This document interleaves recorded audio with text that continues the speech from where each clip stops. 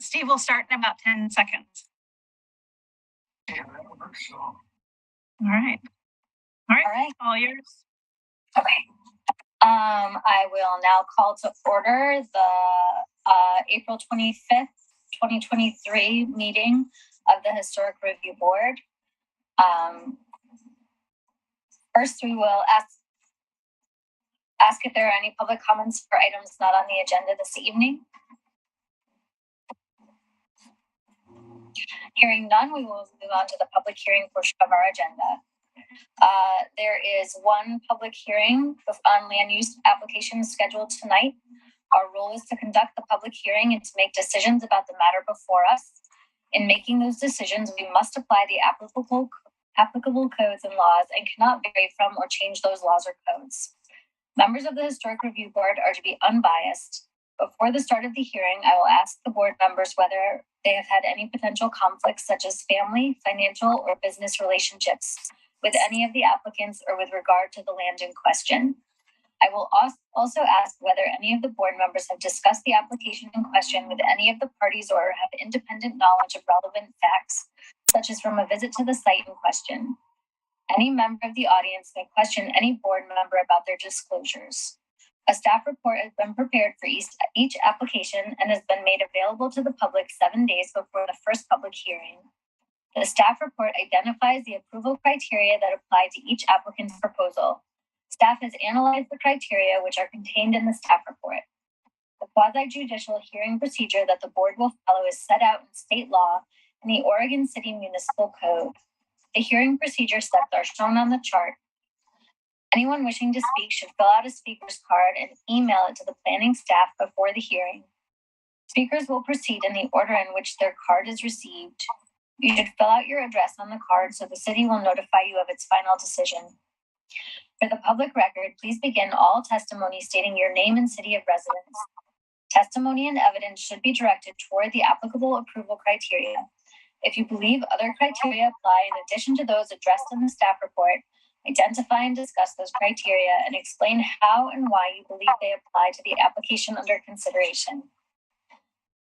Any person may submit written material while the public record is open on each application. Any written materials received by the city staff during the time period in which the record is open will be placed in the record.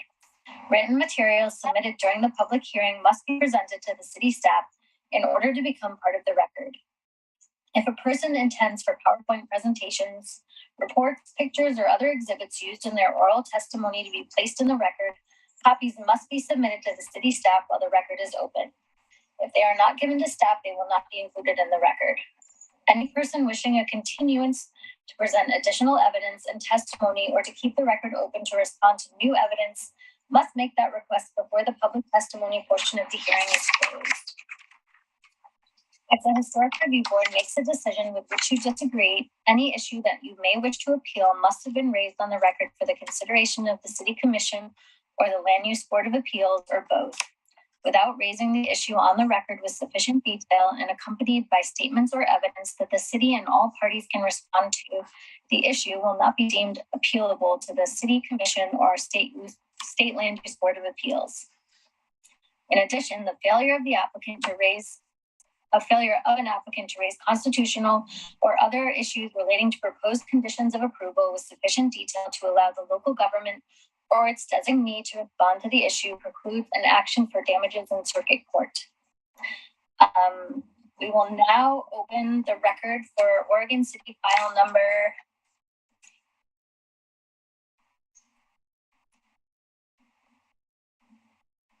'I don't see a number here on the Oh, it is on, hold on a second. I will show it 1 second. Yeah. It is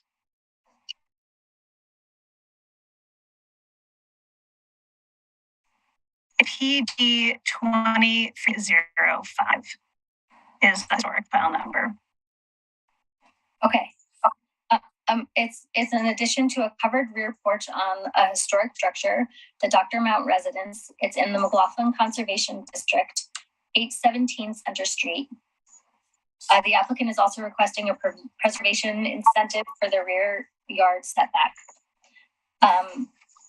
I will now ask each board member if they have any ex parte contacts, conflicts of interest, bias, or any other statements to declare, if they have made a site visit, and if they have noted any material information. Board member Stobie. I have visited the site, no material info to add, no ex parte contacts, and no conflicts of interest. Board member Green. I have visited the site and no ex parte contact or conflict of interest. Board member Powell. I have no conflict. I did, however, I attended a McLoughlin Neighborhood Steering Committee meeting on 4/13, where this particular application was brought up by the Land Use Committee, and there was just a little definition of what it was about. Not a lot of discussion. I made no comment or no discussion at that meeting at all. But no decisions were made at that point, so that's all I can say about that. But other than that, I did make a site visit and a view from downtown. So. And I also visited the site, although I have no ex parte contacts or conflict of interest. Does anyone in the audience wish to question any of the board members about these disclosures?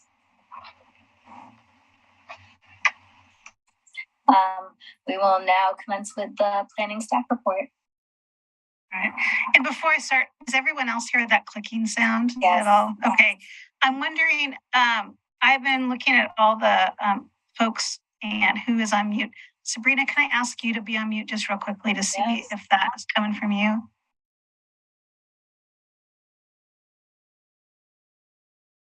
I don't know. Sounds like it's a little bit there.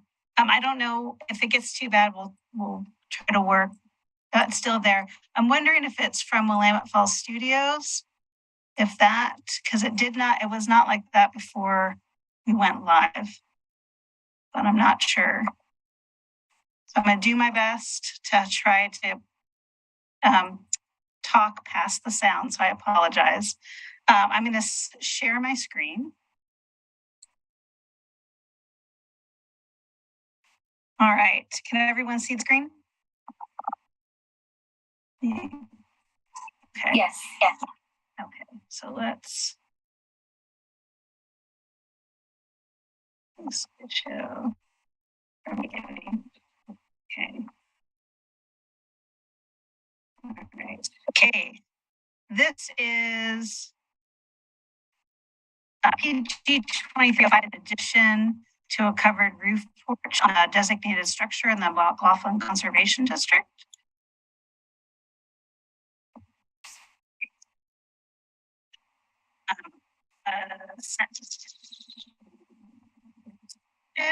And this is who is Christine, I'm sorry.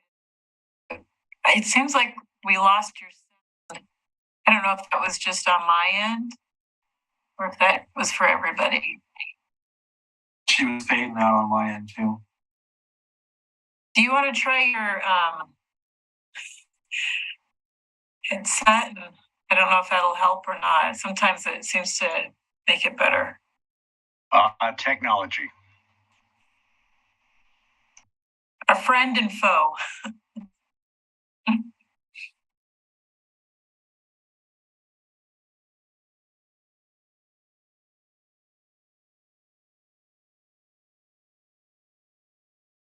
I'm going to stop sharing. That sounds much better. Thank you. Okay.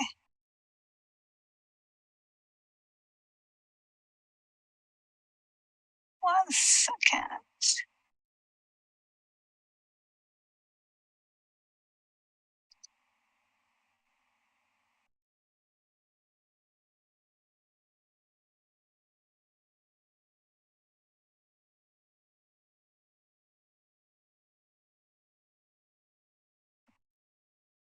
All right. Can everyone hear me now? Is this better? Okay. Yes. I still hear the clicking, but At least you can hear me. All right. All right, let's work on sharing our screen. Okay.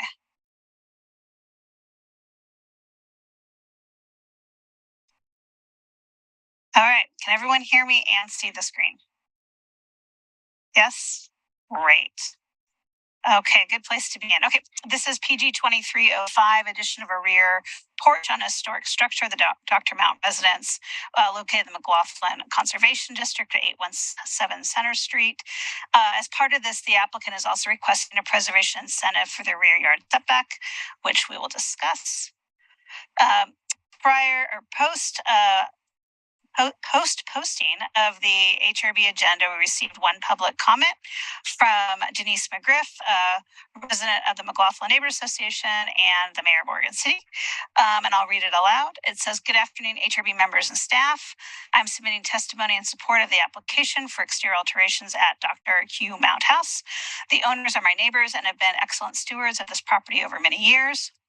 The proposed back porch cover will replace the many canvas ones that have been used over the years. The 294 square foot addition, while visible from the bluff side, will not detract but would enhance the character defining features of this property. The proposal is to make the columns and railings compatible to the existing house.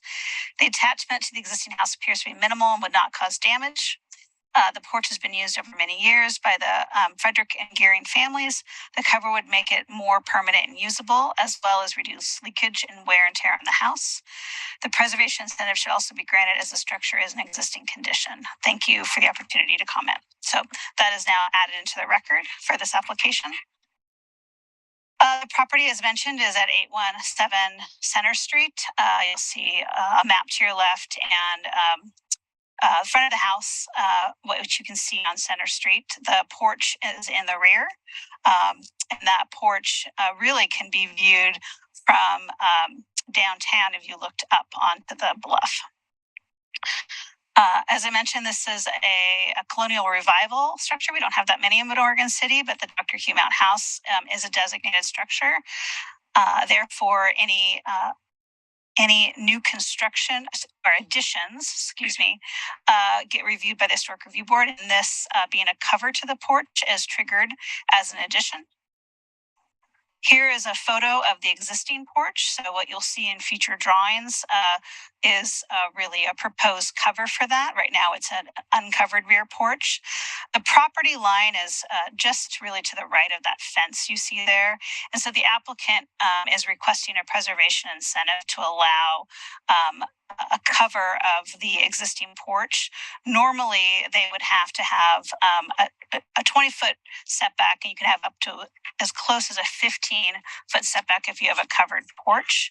They're closer than that. And so one of the opportunities you have as a historic district and a designated structure is you're allowed to go through a type 3 public hearing to have conversations about setbacks as it relates to appropriate historic resources, rather than sending applicants to two different hearings through the Planning Commission, through the variance process. So this, in one way, you get kind of a one-stop shop, and the Historic Review Board can look at both setbacks and the appropriateness of any additions onto historic resources. So the vote this evening will relate to the preservation incentive and the porch addition. Here's a photo of the existing sun porch, and you'll see that in some of the photos just to show you some context of where it is in the property. This map, the site plan, shows a great showing of what we're talking about in the rear addition, identified with the blue arrow. And you'll see that the existing porch is less than 15 feet from the property line, which is where the preservation incentive is requested. And here is the proposed porch cover. And what the applicant's designer did, I think, is really a smart approach. When you are doing additions onto historic resources, you want to balance proposing compatible design, but not faking a history. And so they've provided an alternate kind of cross X-brace design that is different from the railings you see above the sun porch, so it differentiates that as a new addition, but uses a compatible design that's part of the vocabulary of a colonial revival home. So in my analysis in the staff report, it really does prove that balance between providing compatible architectural style, but not faking history. This shows it on the left side. Once again, on the existing porch. Here's showing the right side elevation. I have 3 simple conditions of approval. Condition number 1 really is looking at the Secretary of Interior standards. When they look at additions, they want to make sure that at any time that an addition is approved, it's not so integrated into the existing house that it couldn't be removed at a future date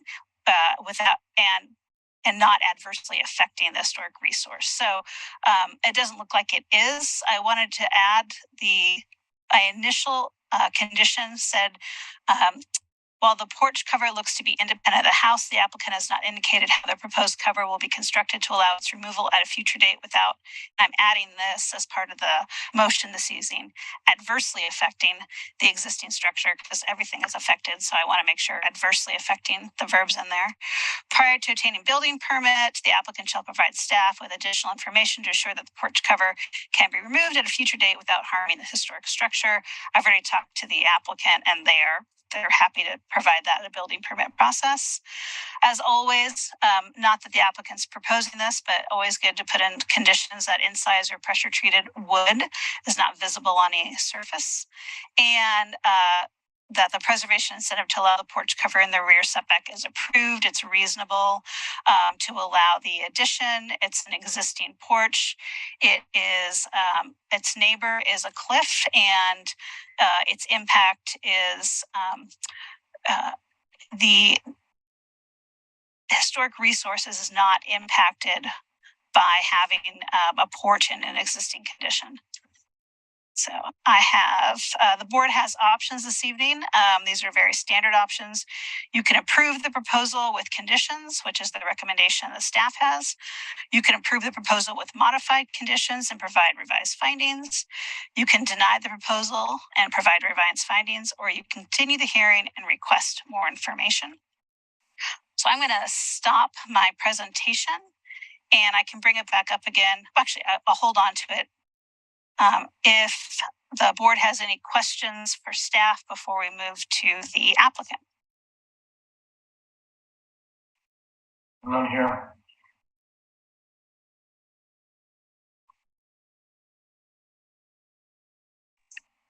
I also don't have any questions. No. All right, so if there are no questions for staff, we will move on to public testimony. As a reminder, the applicant will speak first. They have up to 15 minutes to describe their application. There will be 5 minutes for representatives of an organized neighborhood association, government agency, or other incorporated public interest organization. There will be 3 minutes for individuals and 5 minutes for applicant's rebuttal. So I believe the applicant's here. Is that correct? Yeah. Yes. If you could state your name and place of residence. I'm Todd Iceland with Iceland Architects, 1307 7th Street, Oregon City. I'm here with Dale and Mary Beth Hearing. We're the property owners. I think Christina's staff report was very succinct and to the point. I think we can live with those conditions that are pretty straightforward, and basically here to answer any questions that the board may have.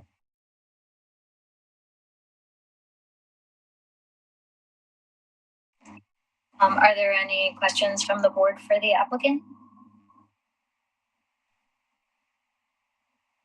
One question. One question. It appears that there's like a brick parapet for the existing railing around the patio. Does that remain as it is, or is that going to be replaced with something different? We're going to retain the brick planter that is at the top of it is basically serving as a railing there. We want to retain that. We will fill the corner of that with concrete for the new posts supporting the porch. Okay, yep, that's my only question, I guess.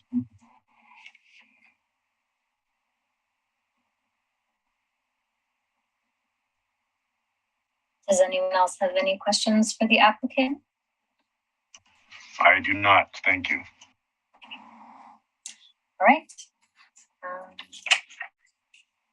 I think we'll move on to board deliberations then. Why don't we start with board member Green? I think it's actually an excellent addition to the property.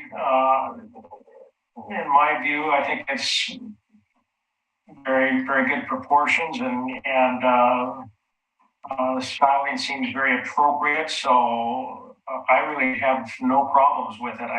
I see obviously the merit in having the covered area and helping get some weather protection for the structure and preserving the asset even in that regard and making it much more livable. So I think it's really an excellent project myself. Board member Stobie? I agree with Board Member Green. I think the conditions of regarding the structure and how it would be torn down or apart in the future is addressed appropriately. So with that conditions, I would ready to move forward. Board member Powell? I think it's a really nice design. I'm excited about the view from downtown. I've always looked up and seen the concrete box, and I've often thought, that'd really nice with a porch over it. So Todd was obviously, they were reading my mind, so there you go. But I think it's a great design. I don't see any problems with it. I support it. And look forward to the patio party. I agree. I think it looks like a wonderful design. I like how the railing was differentiated from the existing railing on the side addition, the sun porch. I think it's going to be a great addition to the house. We're all in agreement that the preservation incentive is also something that we're okay with? Yeah, I support that. I support that. Okay. All right. I think that we just need a motion for approval. Christina, we might need that number again. I apologize. Sure. It's PG 2305, and this would be a motion with the amended conditions, so I can add the adversely affect to the first condition about ensuring that when the porch is ever removed, it doesn't adversely affect the resource. So moved. I think we just. All right. Okay, let's make a motion. Seconded, and Board Member Green. Aye. Board Member Stobie. Aye. Board Member Powell. Aye. Chair Ferry. Aye. Motion carries. I'll send out the notice to the applicant tomorrow, and they can work with our building department to get the needed building permits. Thank you so much. Thank you. Yeah. Thank you. Thank you, guys. Yeah, thank you. All right. So we will move on to the next item, or do we close? I'm sorry, do we close the public testimony portion? Yeah. I will now close the public testimony portion of the evening, and we'll move on to design guidelines for new construction, middle housing supplemental photos. Sure. I think the public hearing is still open for this one. Okay. So at the last meeting, the board approved the design standards for middle housing, but there was really a request to provide a more explanatory photos. So it kind of went back and forth. The conversation: do they get embedded in the document, or are they added as an addendum? In your packet, which I will soon share, I put together with Sabrina's photos that she took last year and actually provided to Kelly Reed, and then an additional address that Paul Egger provided. And I think it would be very helpful, actually, if the board wants to move forward to adopt this as part of the design guidelines. It would be the back page. And I say this because in the future, a future land use application, if the board or the applicant relies on one of these photos to help in their finding for support or not support, and there's a question of was this addendum page adopted? That's a conversation that will sideline any land use application. So it's easier just to adopt the photos as part of the design guidelines for middle housing. And then both sides can use it to their heart's content and to help, if they want to use it as part of their findings for support or denial. So I would recommend I'll open up the document. You can read through, and if the board wants to wordsmith or make some small changes, we can do that this evening with a motion. And then the photos and the design guidelines for middle housing are scheduled to be in front of the City Commission on May 17th for a resolution of support. And if any board members could make it that evening, that would be great. I'll provide more information in an email. But with the resolution of support, it would be, in a sense, integrated into the design guidelines. So it'll be added as a PDF page on our design guidelines for new construction website, and what we will give out to applicants who are looking at middle housing. We'll let them know you should look at the design guidelines for new construction and this middle housing addendum. So we're almost to the point of having it adopted. If you're ready, I'll share my screen and we can take a look at the photos. So 1 second.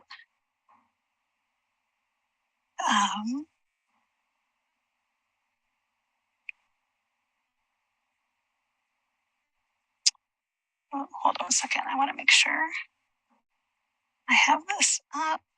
There we go.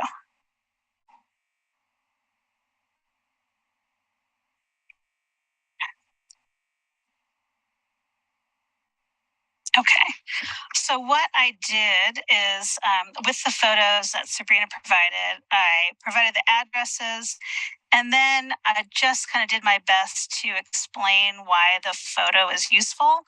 So I can go through all of these, and if you have any recommended revisions, we can do that this evening.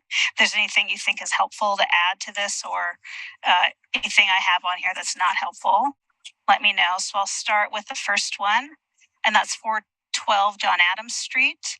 And it says this building utilizes a recessed secondary entrance to access the rear unit. Any comments on that item? I only have one, and it's I believe this building is a fourplex, and I think on the other side of the building is another recessed entrance area.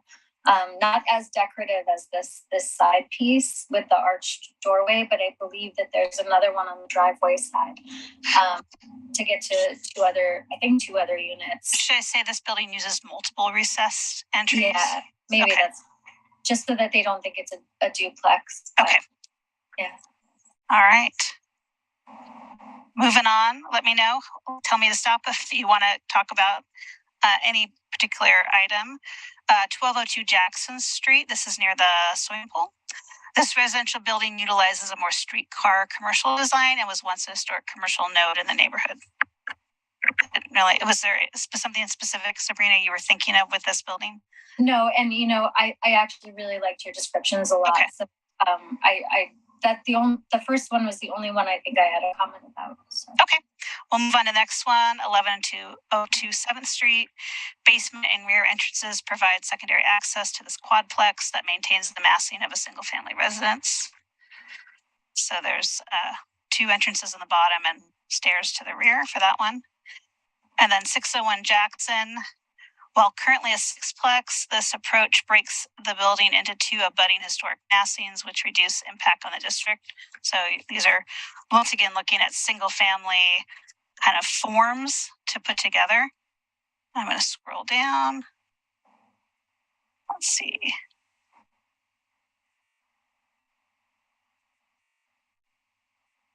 Okay, and then we have 1206 9th Street. Some strategic articulation can break up the massing in a multi-unit building. This 1930 minimal traditional still reads as a single-family residence.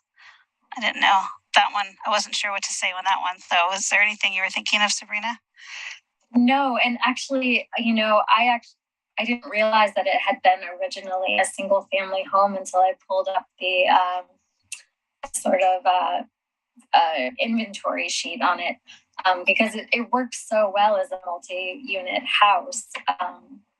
But I love the fact that it's sort of broken up into different massings, and it's not.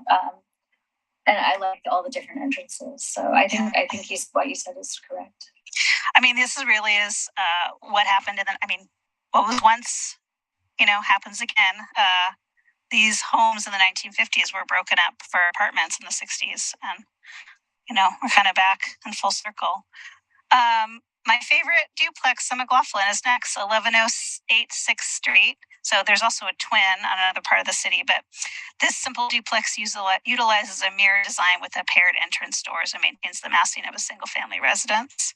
What you don't see is actually a full basement in the rear because it drops off. So it is a much bigger building than what you see right there. And then we have a 912 8th Street. So this is new construction. This new construction quadplex connects 4 separate structures with breezeways to be considered attached units. And the board reviewed that and approved that about 10 years ago. And then 426 Division Street, this landmark also utilizes a mirror design and maintains the massing of a single family residence. So that's what I have for these, and these would just be attached on the back page of what you adopted last month. Is there any comments that you wanted to add or revise? Do you think we need more, or do you think this is suitable? This is probably suitable for knowing that we probably want to give a package to the City Commission in May. Yeah. And there could be additional education, but I think this provides what we're saying is keep the volumes of multiples of single family massings. Is kind of what we're saying here. I really like it. I think it's enough, but I really like the way we've got 2, 3, 4 duplexes. We've got a kind of a nice mix, so there shouldn't be too many questions when you're looking at that. Mm-hmm. Yeah, I agree. Yeah, I think it's a good mix supplement for visual supplement. Well, thank you for Sabrina for providing all the photos. Yeah. Oh yeah, and kudos to Barry Photography. I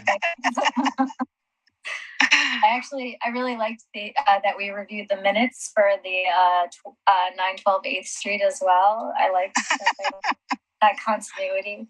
So, I know. Yeah. That actually came about because a landmark burned down. It was a fourplex. And so they had the right to build the fourplex back. But how do you do that? And this was the version 2 that was approved. I really like this building, or buildings. Yeah, I think. I mean, it's just a really classy design. The way they did the breezeway, the walk.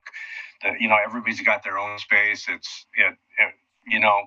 the people that I've spoken to walking by, they love it.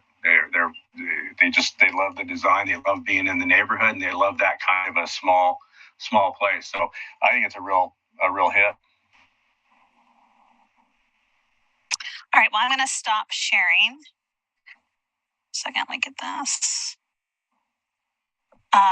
So if someone wants to have a motion to adopt the, addendum photos to the design guidelines for new construction for middle housing, I will package that and it'll be presented at the City Commission on May 17th. And with the City Commissions, if they choose to adopt it on May 17th, it'll be added to our website. Okay, then I would move to adopt the supplemental photos to the design guidelines for middle housing. And I'll second. All right. Board Member Stobie, Aye. Board Member Green, Aye. Board Member Powell, Aye. Chair Ferry. Aye. Motion carries. We are moving along this evening.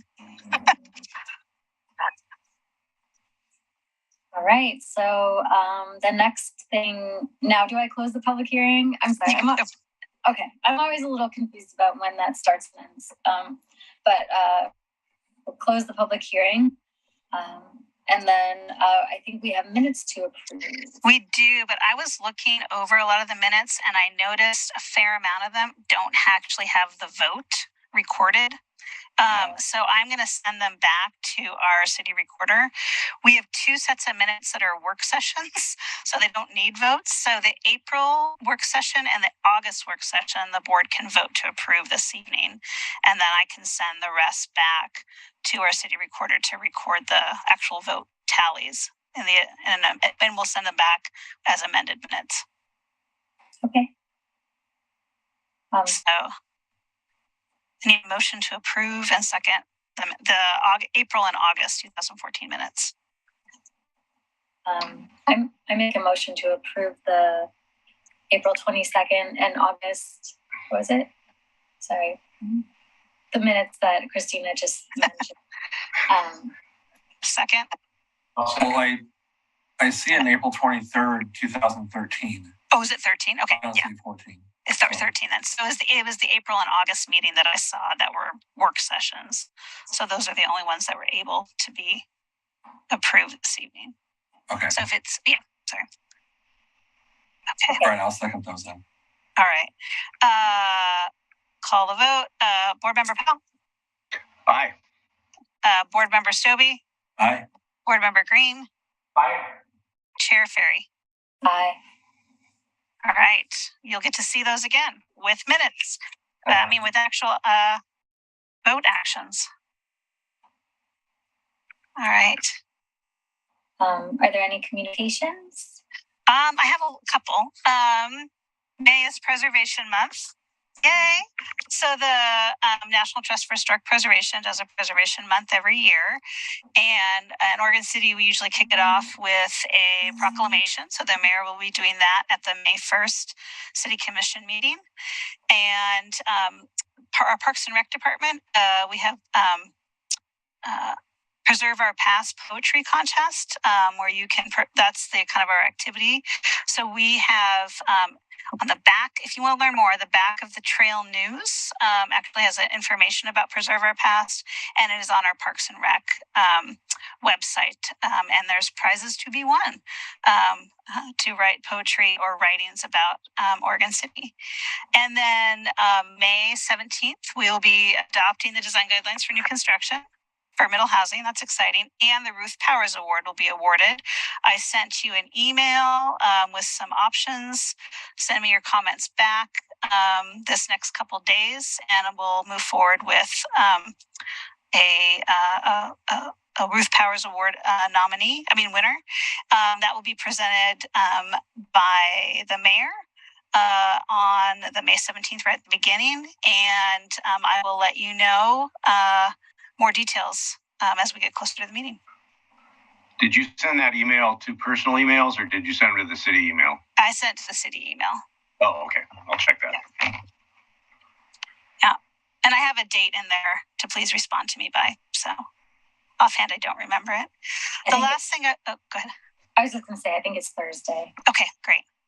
The last comment I had is I heard from the board a couple months ago that you wanted to learn more about solar panel policy.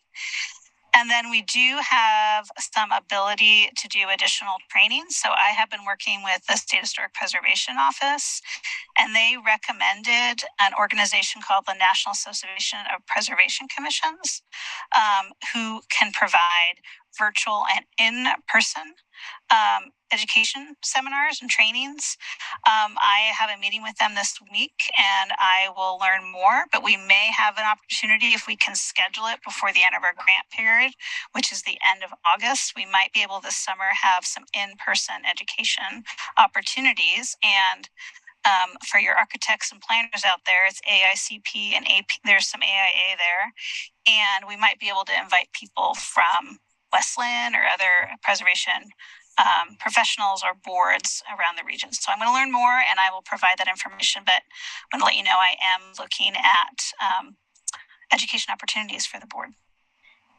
And if for some reason we're not able to schedule that this summer because of logistics, we'll be working on it in the next grant cycle, and it'll be hopefully next spring. That sounds great. Yeah, thank you so much. One more comment. I have a lot of public communication this evening. Sorry. I don't know if we're going to have any new applications coming in this next month. The one that was continued, I'm not sure if they're moving forward. I will let you know. If they don't move forward, it will be, you'll be reviewing it based on what you saw at the last meeting. But we will find out more when we get closer to the hearing. And want to remind everybody there will be no June HRB meeting. And so we will be having the May meeting and then the July meeting, but there will be no June meeting.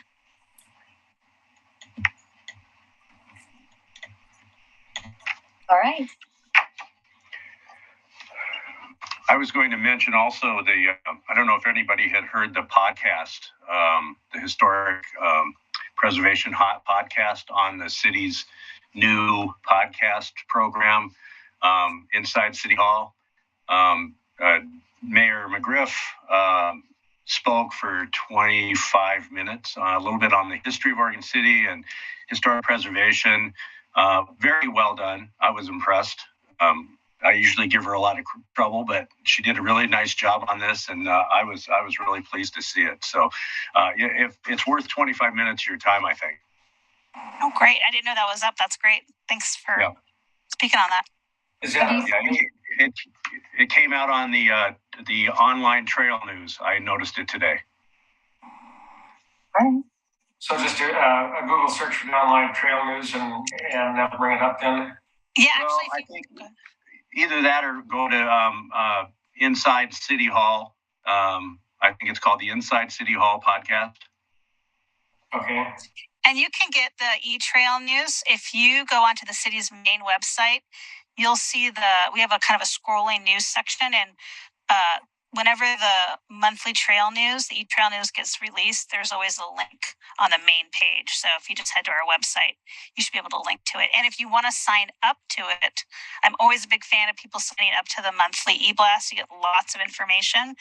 I think you can sign up by clicking into the e-blast, and there's a sign up button somewhere inside the e-blast. Okay. Great. All right. Does anyone else have any comments? No? Okay. Well, I guess I will adjourn the April 25th, 2023 meeting of the Historic Review Board. All right. Thank you. Thank Great, you. thank you. Have a good evening, everybody. Good Get some sun evening. this week. Yeah. Thank you too. Bye. Yeah, bye-bye.